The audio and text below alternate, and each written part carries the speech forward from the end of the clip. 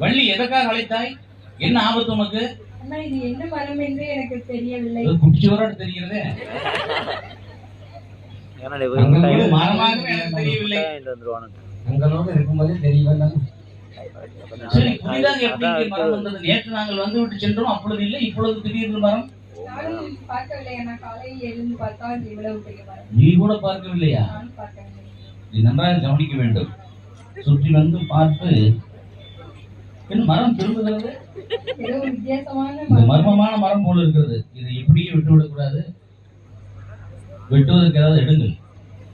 மரத்தை நன்றாக பார், உற்றுப்பார், உற்றுப்பார், மரத்தை உற்றுப்பார். பார்த்து விட்டேன் அண்ணா. பார்த்து விட்டாயா? சரி, ஒன்றும் ஆபத்து இல்லையே உனக்கு? இல்லை போல்தான் தெரிகிறது. கழிப்பதினால் லாபத்தில் ஆகாதான